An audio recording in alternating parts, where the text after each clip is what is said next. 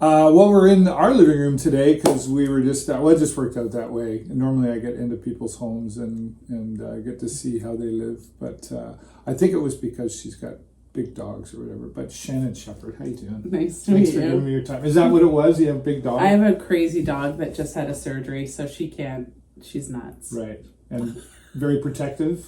Yes. So me being there would have not worked out well. She would have just barked the whole time. Yeah, right.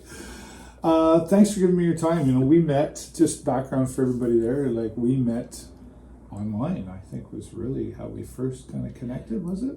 Yeah, through like TikTok and Facebook. Facebook, really. Yeah. And you had reached out a while ago, and then I forgot about you. I didn't mean to, but then it reconnected, and there was a vibe about you right away. Like I did go back to that original message, and I got a vibe, and I was like, it was a positive, good one, and I was like, I need to talk to this gal. Yeah. Thank you. Let's talk about where you're from originally. So I'm from Red Deer, Alberta. Yeah, originally. Right. And then you came here. What brought you here? My dad, actually, we moved here when I was 15, Mm-hmm. well, 14, turning 15. And then he used to work for Nova. Now he's Exxon. But yeah, so my dad brought us here, and I was shell-shocked at 15. It was definitely a different lifestyle. So talk about that. How was it? How was it where you were, and then what was so different? So where I was, there literally was only, at one point, there was only one high school. So you went from little small feeder schools, but typically we're in the same school with the same people all the way through. Okay. I was also in French immersion, so I was like definitely segregated from the world. Right. But then when we moved to the big high school, it was just one big, huge high school. So everybody was there. So It was different than moving here. I moved here, and I remember one of the first things, we lived at the Holiday Inn when I first moved here.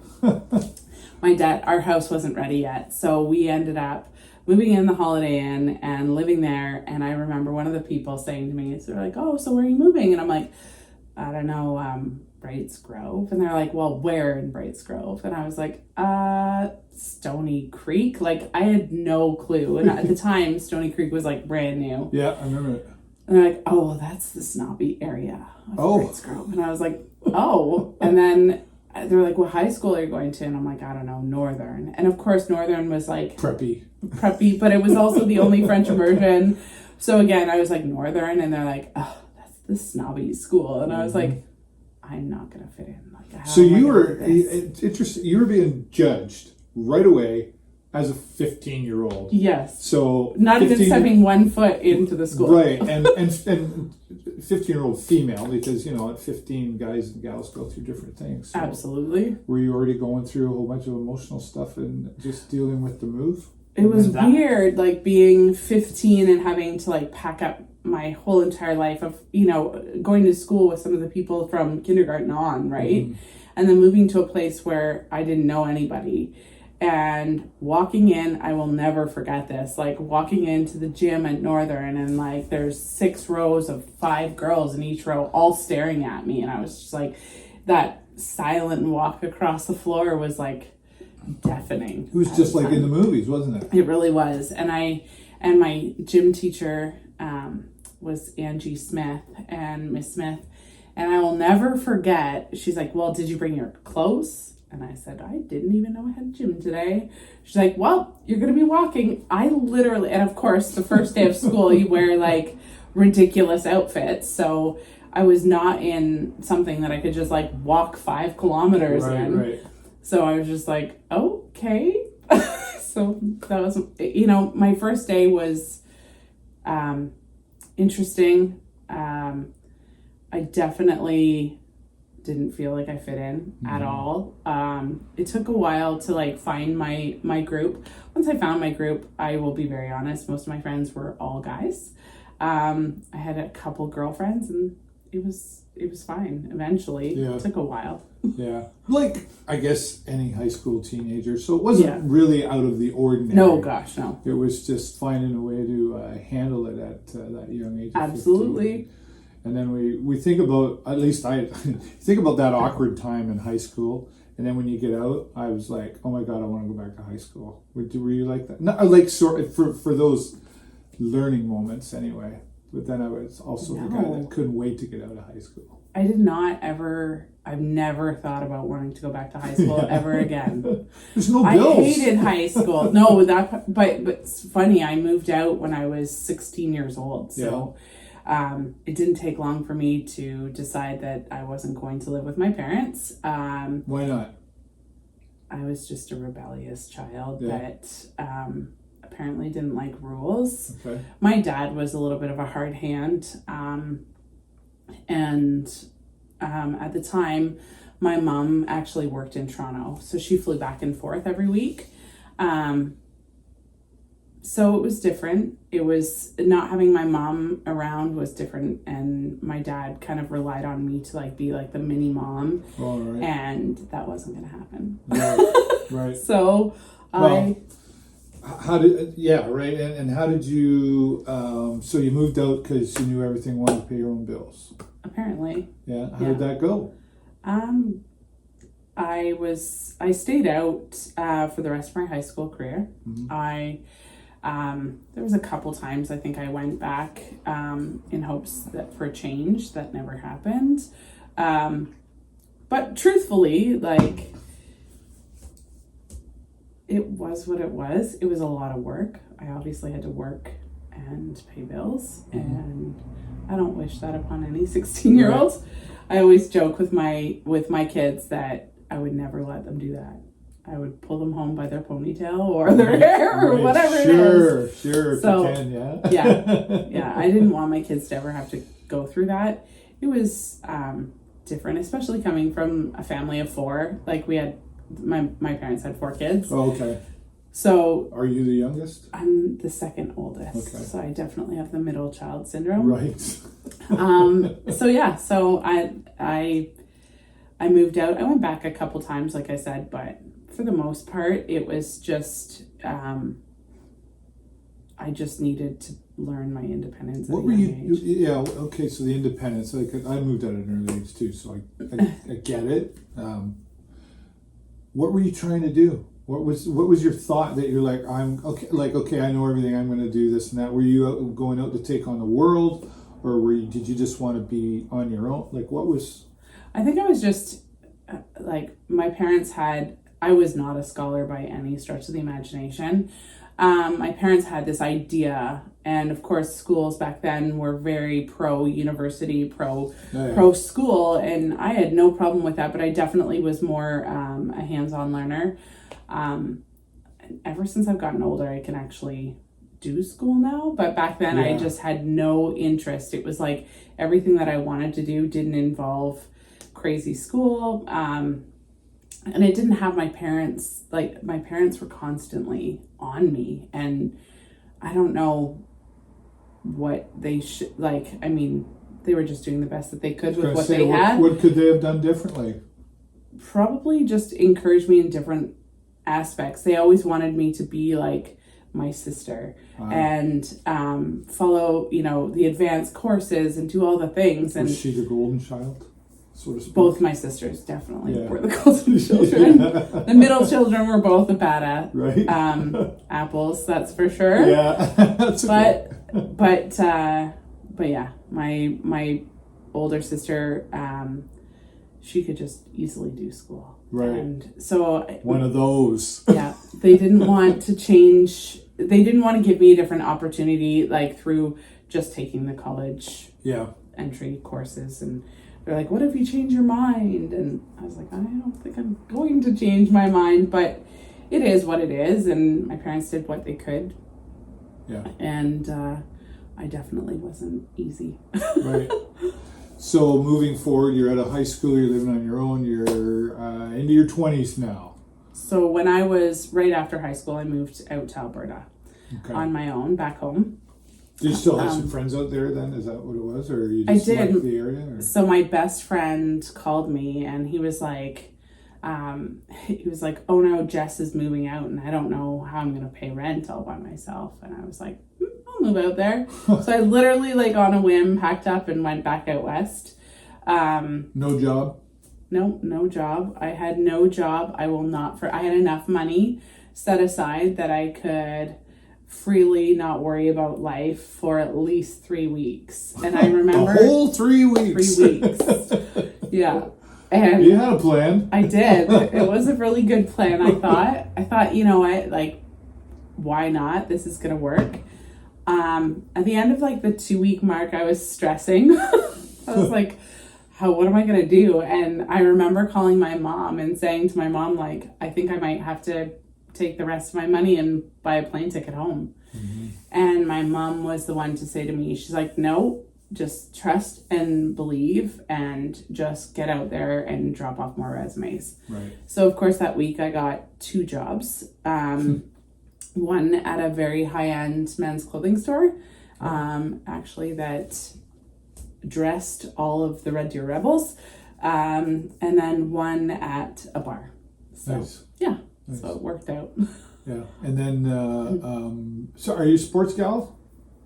I like watching sports. Yeah. I play some sports recreationally. Like, I play baseball. I wouldn't say I'm good at it, right. but I play. I play volleyball. I wrestled in high school. Oh, yeah? Were you good at that? Yeah, I was. Yeah. I was one of the first female wrestlers in Sarnia, so cool. It was... again, different times back then, yeah.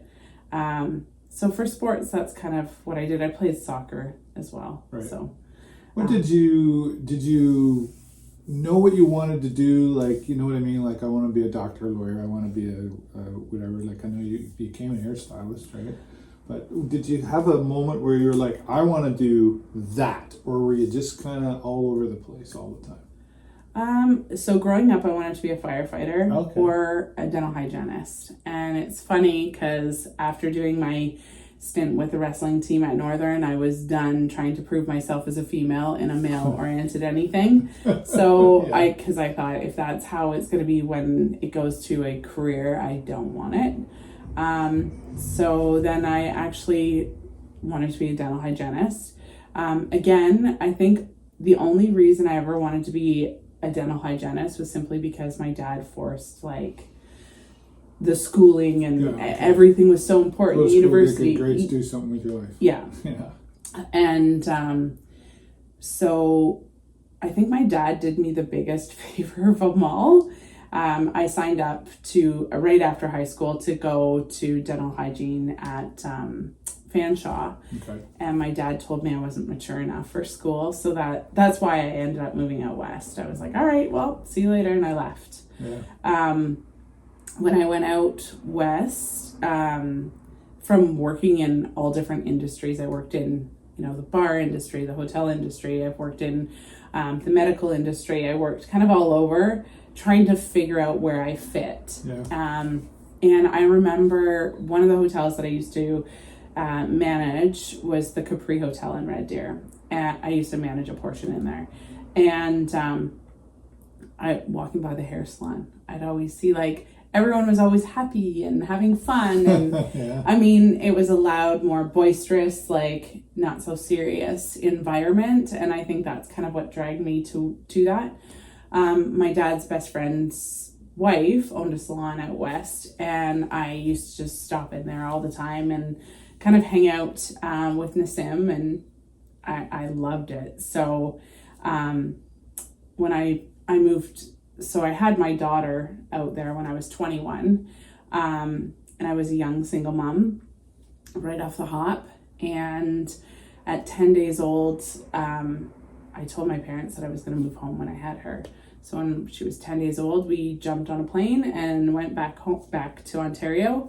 And I lived here and went to school. And so my dad told me that, I said to him, I want to be a hairdresser. And my dad was like, what? Like, he definitely thought hairstyling was like back Steel Magnolia area. Like, right. Where, like, women just sit there and gossip.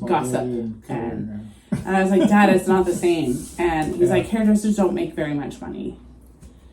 And I proved him wrong on several levels of hairstylists don't make enough money.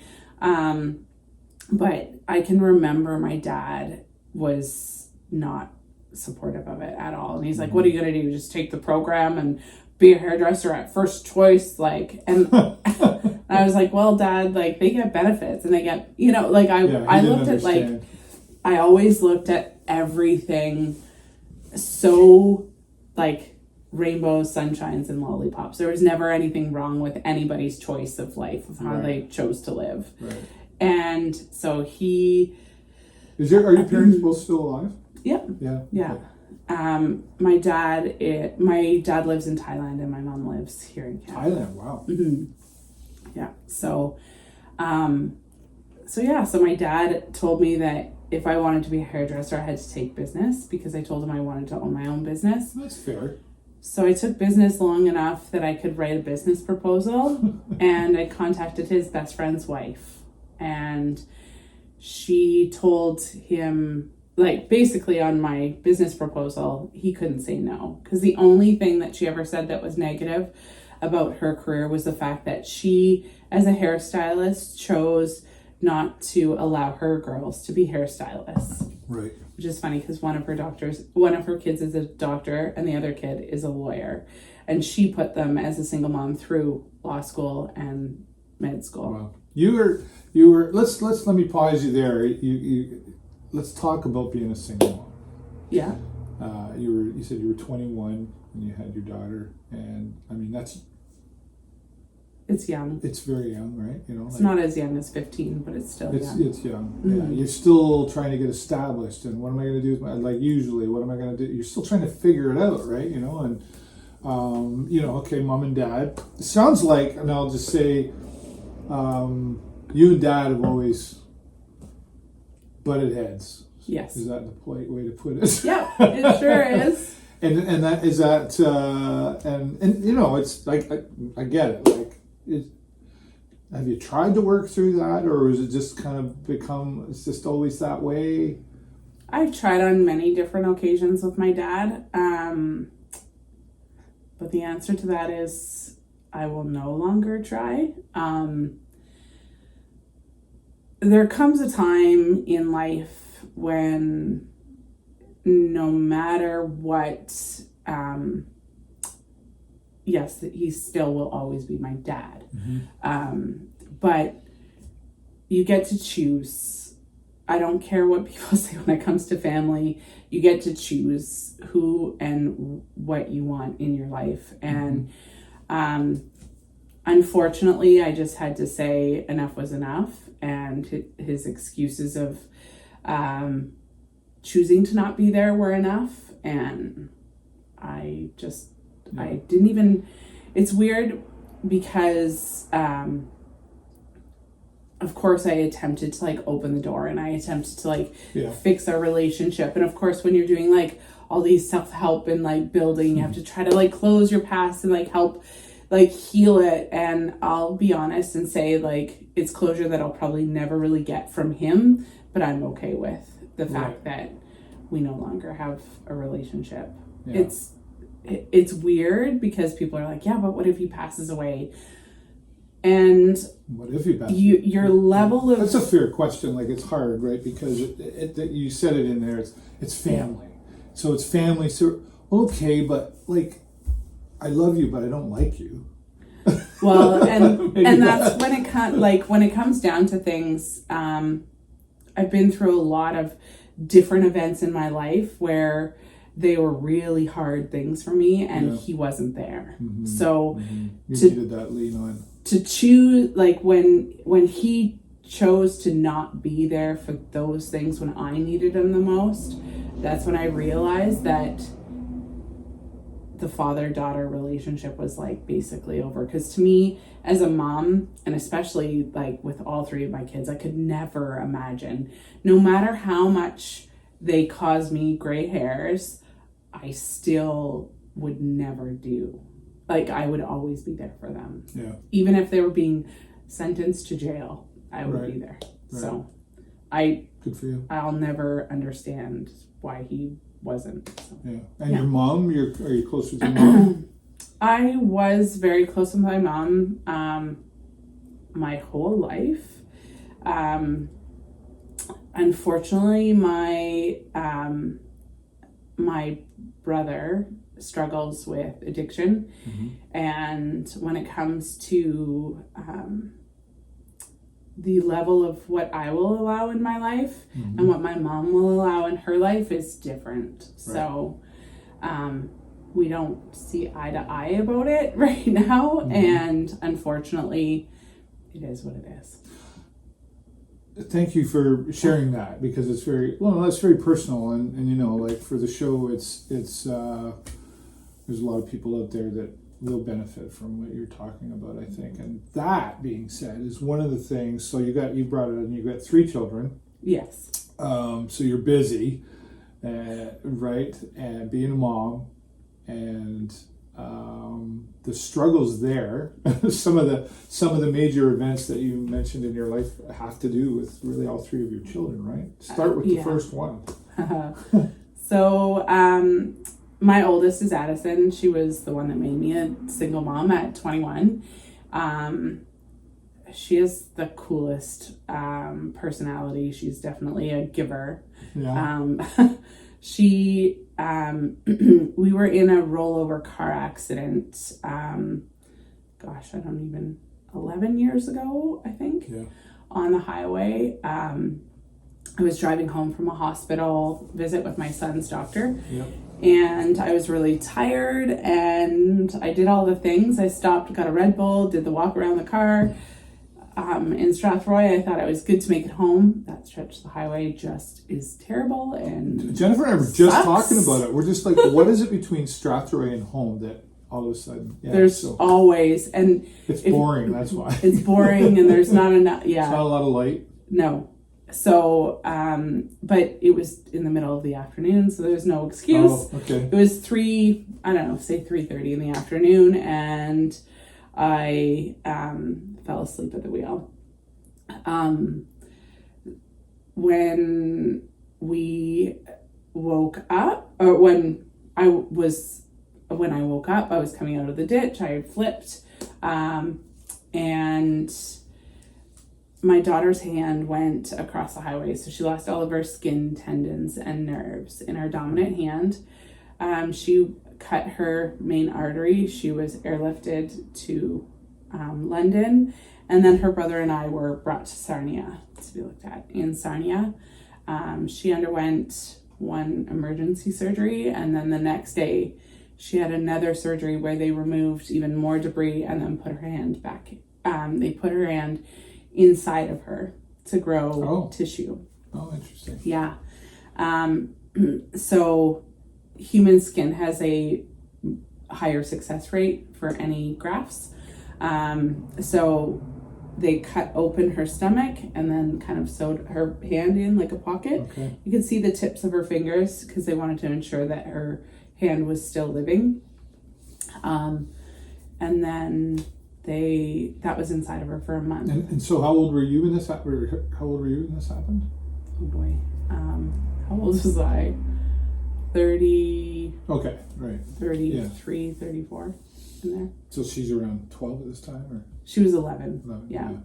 So there you go. There's a life saying, deal with this, and but you did.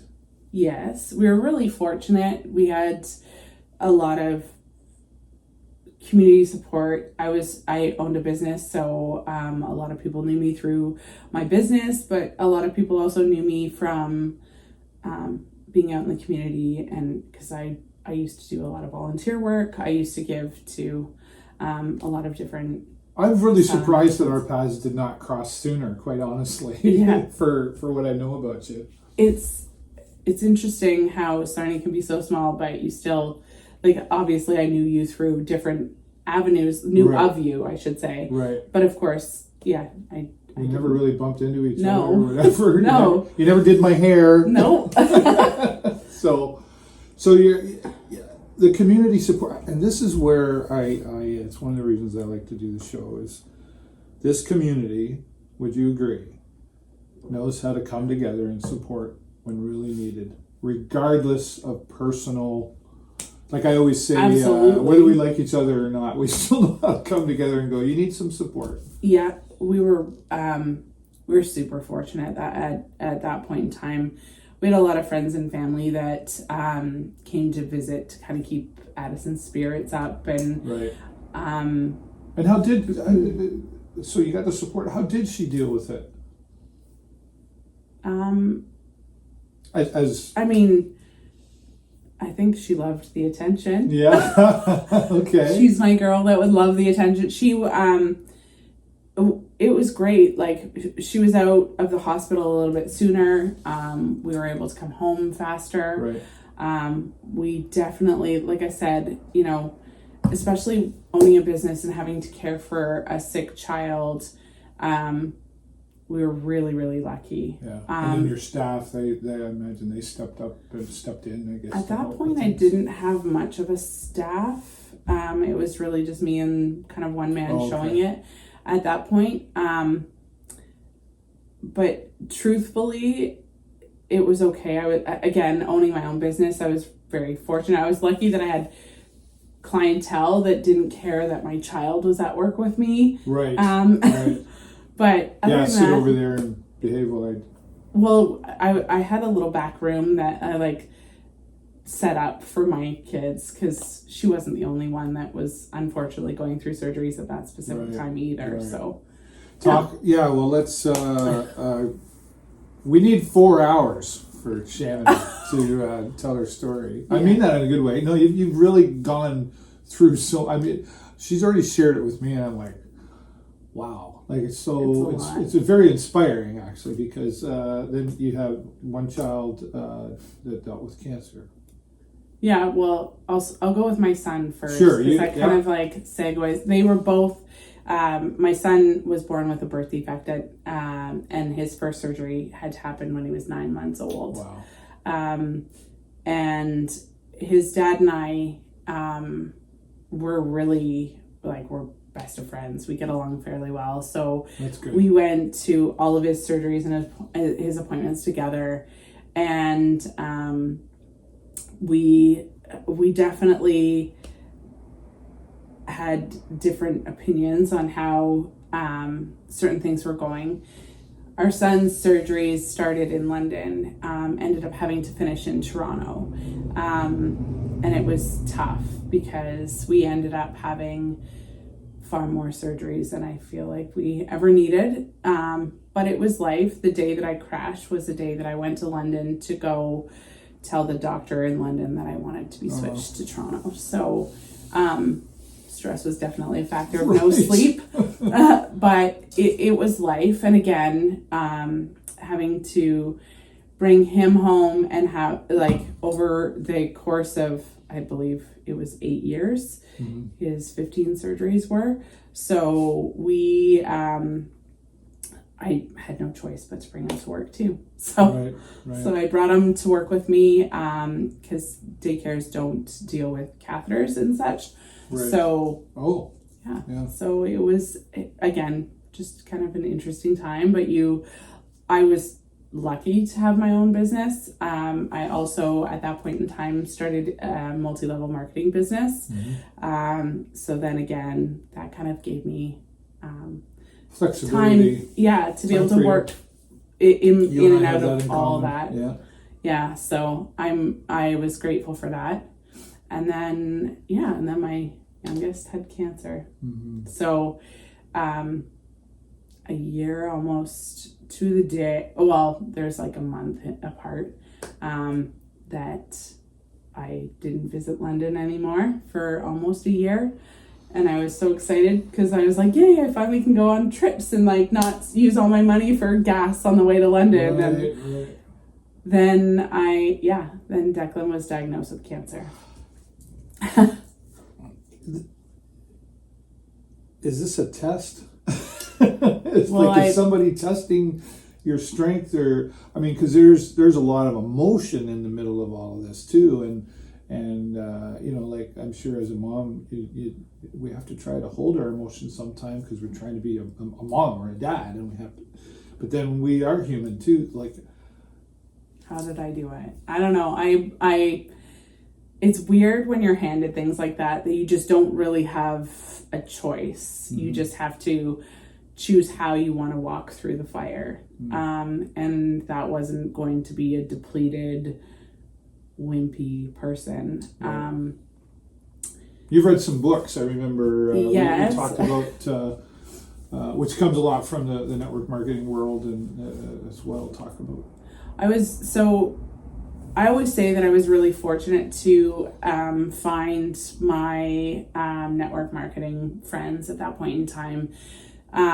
Because perspective wise, I feel like they're always on the cutting edge of like reading the best books about self-help and building and all of that. And as an entrepreneur, and especially as a young entrepreneur, I was more like bull in a china shop, just like, this is what I'm doing and this is how I'm doing it my way. And I'm just going to figure it out.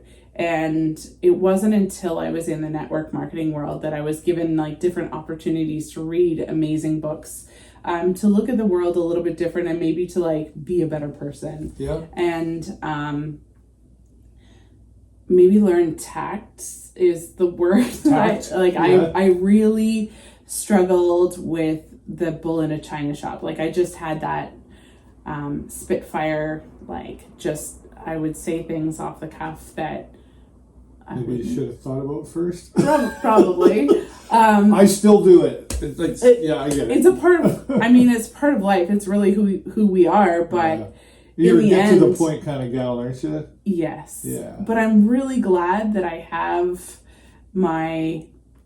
that I had that, because I learned how to maybe say things a little bit nicer or really and truly change my perspective. Because I can remember one time when my son had to go in for another surgery and I was like yelling and screaming and I was angry at the world and I was just like, are you kidding me? And like, I remember being like struggling with like, why me? And until I changed my perspective and learned that, you know, things were happening for me for a reason, that, you know, maybe I wasn't meant to run a business full time and be away from my kids as much as what I am. And I never really had that opportunity to finally sit back and like be a mom, just be a mom. And I'll be very honest, that was never really something that I just wanted to be. And it's weird. I don't know, like I wanted to be this mom, but I wanted to wear many hats and I wanted to like be in the community and I wanted to give back and I wanted to like, but at that point I was stretched so thin, and it was like a moment of learning what I wanted more for my life, right. And for my kids. I didn't want my kids to just see me as a mom working all the time. Struggling. Yeah, and I was really... Because when they do get older, they do look back, wow, mom worked. All she did was work and never had any fun or didn't do... And boy, I don't want to do that. Well, and it's supposed to be more than that, right? Well, exactly. And like, because I was, you know, running my business and caring for my sick kids constantly, I was like stretched so thin that I was not nice, that I was angry all the time, that I was... Who were you angry at? Life. Were you universe. A person of faith, or? I struggled with it for a very long time. Why would you do this to me if you're so... Yeah. I remember like screaming at God and being like, what? And, you know, and it's funny how the world works and how I've kind of come full circle as to realizing that having either faith or the universe or some higher power is better than not. Do we think that we're like you talk about life, you know, do we often think like, well, I'm a nice, good person, I don't deserve to have this happen to me? Is that we're entitled to a good, easy, positive life? But that's just not reality. I mean, be a good person, but that I think the biggest thing that we could all be better. Yeah. A little better every day. You know what? No matter all the things that I did to give back, or you know, or how active I was in the community, we could always be better. I was not the best back then, I will say, and I don't think you could ever be the best. I think you always have to work up and constantly we can keep heading that direction. Surpass yourself. Yeah. It's a self movement, I feel, at that point in time. Yeah. For me,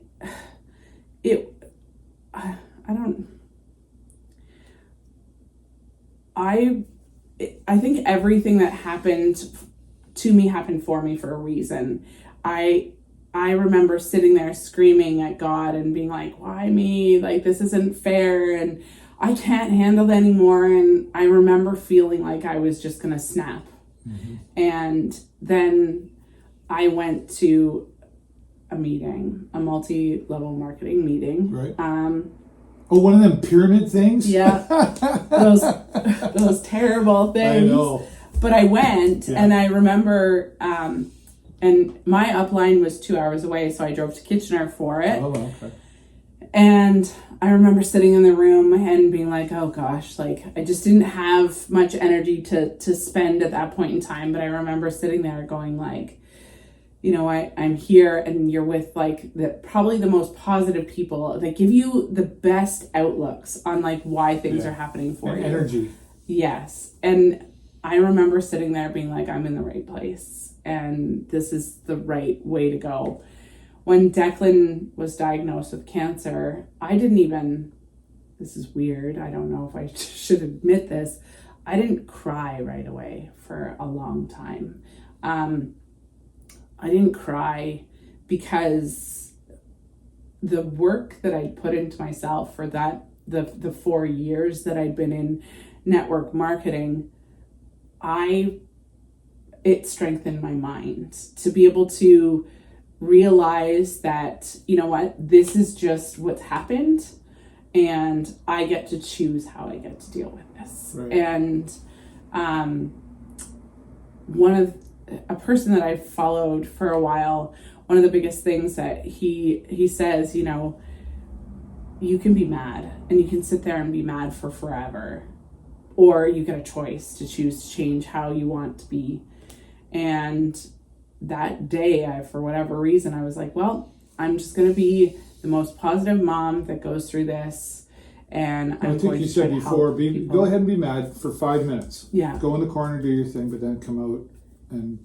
Yeah, and it doesn't change anything. It certainly doesn't help your mood, right? No, but I think, like, if you learn to be able to slowly control your anger and control the outcome on how you are going to be, instead of having to run around and put out fires and apologize constantly, which right. I've been there. I've done that. I've been that person.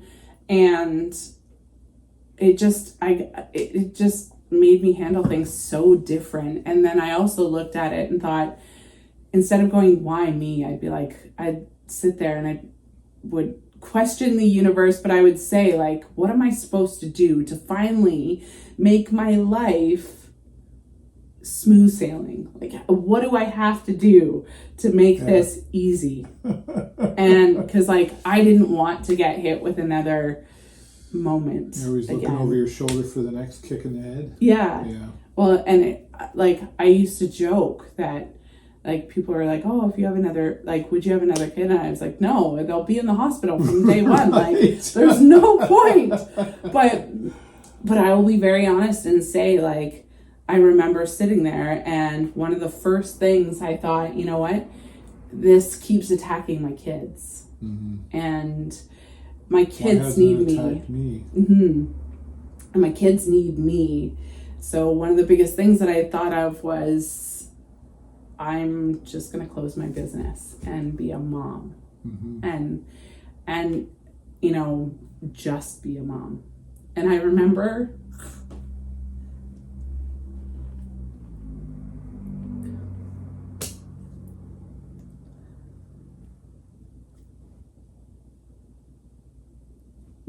take your time. Closing my business was like,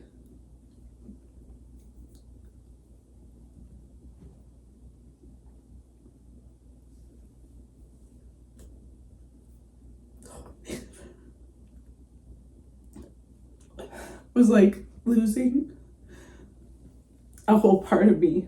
Mm-hmm. It was something that I worked hard for. Yeah. I'm passionate about it. Yes, I loved my job. I also at the time worked on the road educating for Rusk Canada, so I quit that as well. It was definitely a moment where my life took a complete turn because I was so career oriented, and that was like a whole, it sounds weird, but like even like a whole persona that you just take on as a business person. Yeah. And I get it. And then all of a sudden that's like ripped away. Yeah. And no matter it's a piece of you. Yeah. And no matter how much I chose that, I struggled with it. Hard choice. But for your kids, for your family. You know, and I don't regret it at all. I'm glad that I closed my business. It gave me a whole new perspective on life. It taught me that moms stay-at-home moms don't give themselves enough credit. Mm-hmm. It also taught me that stay-at-home moms are probably one of the most underappreciated people out there. Mm. Is there let's go down, is there a label, a judgment thing, single mom? Well, at the time I wasn't a single mom. I had my youngest, her dad mm-hmm. was in the picture. He still is in the picture with her. However, it's just unappreciative. Like everybody underappreciates a mom that stays at home. It's like they assume that you have all the time in the world to cook, clean, and do laundry. Yeah, you're just watching The Price is Right every day. Well, and General Hospital. Yeah. Maybe you're a little bit. You know what's funny? I hate watching TV, so I was not watching TV.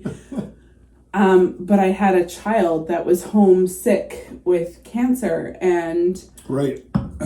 Days were unpredictable with her. Mm-hmm. Nothing was textbook. We were very fortunate that kids aren't textbook in general. No. Never mind add that all into it, right? Well, and I think all the things that you think of, you know, I wanted to have this like more easygoing approach. I didn't want to be like the cancer mom that was like, oh, did you wash your hands? Did you do this? Like, the helicopter. No, I think I took it as, you know what, if this was going to be her last day on earth, what was I going to do to make her life fun? Right. And you mentioned before when we met that she really got, like, she was strong. Yeah, she flourished through the whole thing. We were very fortunate. We had one hospital admission and I'll be honest, from any of the other cancer moms that I've spoke to, that's very rare. We were really, really lucky. Yeah. She's still doing really well. You wouldn't ever know it. Declan, she's 9. She'll be 10 in November. Oh, right. Yeah, and it just flew by. And the weird thing is that when you ask a 9-year-old about her cancer treatments or about anything, she doesn't say how hard it was. She doesn't say how crappy it was being stuck to a hospital bed. You know, she doesn't say anything. She talks about all of like the amazing nurses that she had. Ollie, the hospital clown, he's definitely her favorite. Yeah. Mark, he's a porter, but he like makes life absolutely fun in PMDU for those kids. Right. Interesting perspective, right? As grown adults, we look at it a little differently, don't we? Yeah, she'll talk about that we were really fortunate. We met with this guy. His name's Leo Lareza. He owned a foundation called TLC Foundation in London, and anybody that is in the hospital, it's unfortunate because now he can't do this, but at one point in time when anybody was in the hospital and you found out, you could just send Leo a call. He would call the parents, connect with the parents first, ask what the children like, and he brings in gifts like Santa Claus while your kids are in the hospital. Not only does he do that, but on Christmas he used to gift every single child in the hospital the most amazing Christmas gifts, like the most amazing Christmas gifts. Wow. If they wanted a PS5, I don't know how when there were shortages of PS5s, but Leo got PS5s. Maybe He's real life Santa. He's really Santa. He really is. And Declan will tell you about how amazing Leo was. Like, we went to, Paw Patrol, Disney on Ice twice with like VIP treatment. Wow.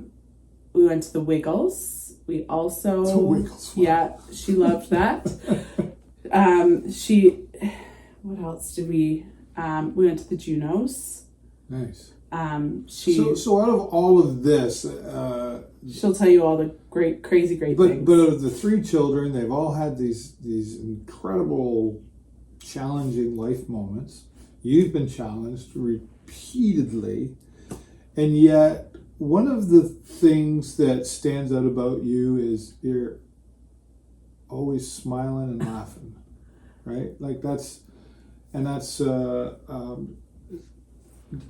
Did that come out of that, like all of those experiences? Like, because you said before, like you were angry a lot or whatever, so you weren't laughing a lot through all this, right? I think before I just had a purpose, and my one purpose only was like to be this strong, independent businesswoman that nobody could mess with, right? And I had a very hard outer shell. Mm-hmm. I think what I learned is I always wanted to try to prove to people. Mm-hmm. Like, I just had this mentality that had proved Dad wrong.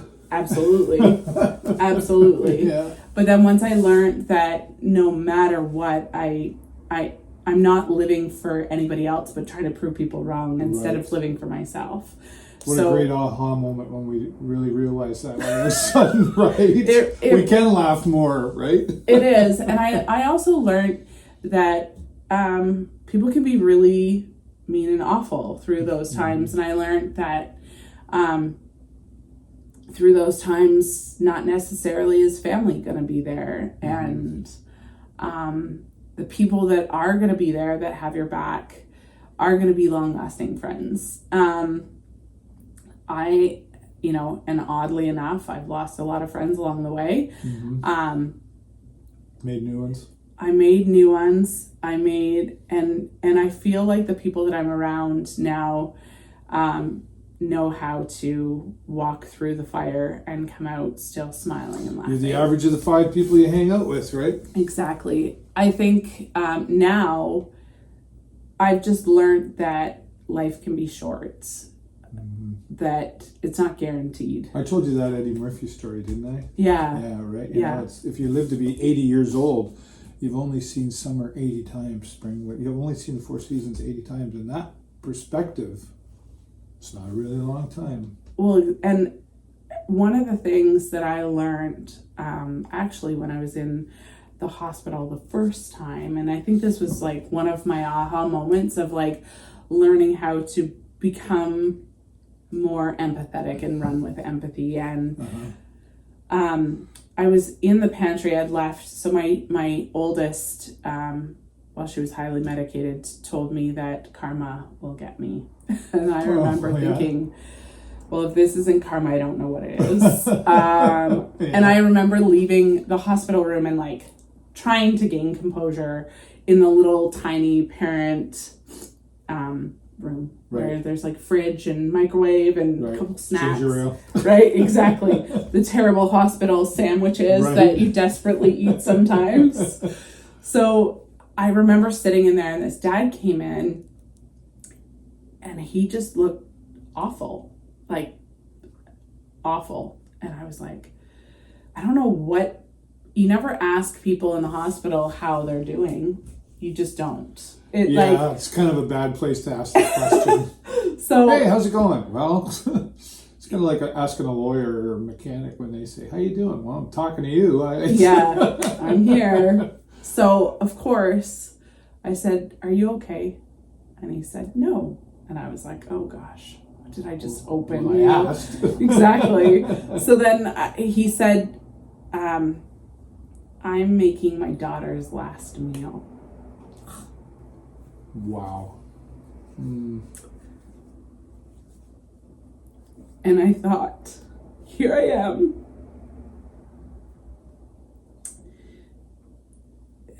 In the pantry, worried about my daughter saying something mean to me just while she was on medication. Right. You think you're having a bad day, ask somebody how theirs is going. And I was like, oh, and I was like, I'm so sorry. Yeah. And and he's like, no, it's a good thing, but it's still hard. And I said, yeah, it would be. Can't even. And so yeah, I was really lucky because my brother is a chef, and my brother lived at home at the time, and he made me killer meals. I always had killer meals in the fridge. So I said to him, I said, well, my brother's a chef, and there's some really good meals in there. I said, I don't even care. Go in, take the lids off, check out to see what's in them. And I said, take whatever you want. I said, I don't know who's all in the room. If they're all gone by tomorrow, I'll be happy. So him and his wife took a meal. Well, he took 2 meals, and I never saw the guy again. Wow. But when... You were in the right place at the right time, maybe. Absolutely. And I look at it and I think, you know what? If that is what I had to give at that point in time, because obviously, what better thing to give is a nice meal for them for their last meal, then that's what I had. And we're going to keep talking, but we're going to stop it here because we're running out of time. But I know I do want to throw out real quick that you're on TikTok. Yes. Gracie Grits with Guts. Gutsy Grace with Grit. Right, there it is. I don't know. That's how we kind of reconnected again too. Yes. So you got like 14,000 followers. And I was just telling Shannon before we got started, and I go, I love your TikTok. Some are a little edgy, but not like they're great. But you're dancing pretty much in all of them. You singing in pretty much all of them, like lip sync, whatever. Yeah. But you just have. I look forward. I gotta have my Gracie in there. Where is she, right? Because you sending out good messages and you attach your personal story in there to all this stuff. Is this a release for you? This TikTok? It is. It oddly started, when at the first of COVID, and I was a stay-at-home mom at the time, and I had more time on my hands, and I just kind of started it more so as a joke.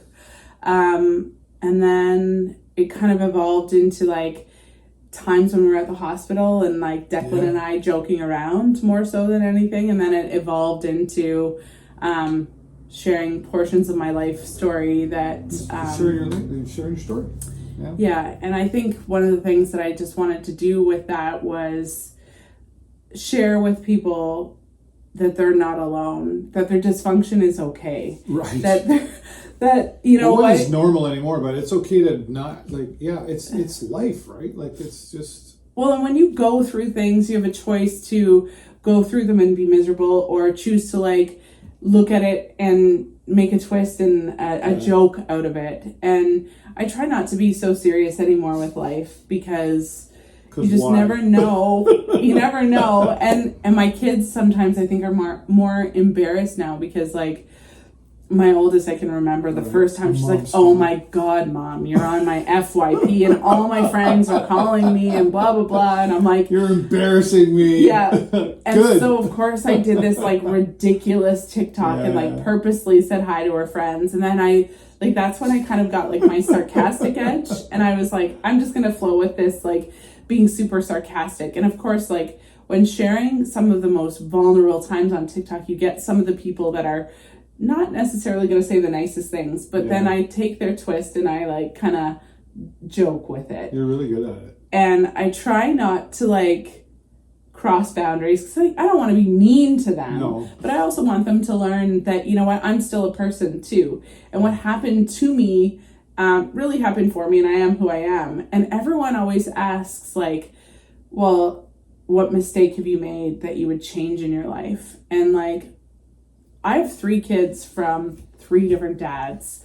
I am an entrepreneur. I've owned 2 businesses. I did the business partnership first, and then I went in solely on my own. I have worked for major companies. I've traveled. I've done all the things. But the one thing that I learned is like, life doesn't have to be so serious, and it can just be fun.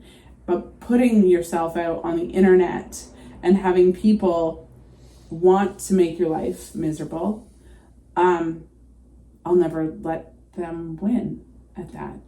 Don't Mel Robbins, right? Yeah. Let them do their thing, whatever. And I'm not paying my bills. Well, and to me, sometimes those people are sitting there with whatever you've just said, and they're looking in a mirror, and they just don't like what they see. You're helping a lot of people. So if you just change, well, exactly, and if you just change their perspective, and sometimes that's all it needs. It's just like a little perspective switch and a little change, and that's what I want to do. You're doing it. Thank you so much for coming here and giving me your time. And we're going to talk some more, but without you guys. But thank you so much for sharing a very personal side of yourself, and what an incredible story. And I know she's going to come back, because we'll give it like 6 months and we'll have you back again, because there's more up with this lady right here. We didn't even get to half of it. But if you've got questions for her, put it in the comments below. Follow her on TikTok. I'll put the handle down there as well, right? We're going to go from 14 to 20 now. I don't know. I'm still around 1800. I can take some lessons. You know what I'm going to say? Thanks for watching, as always. So click the love button and click the share button. That's the most important button, so we can share Shannon's story and everybody else I have here on the show. But as always, that's all the time I got for you this week. Have a great week and an even better weekend. We'll see you next time right here in the show. Thank you. Bye-bye.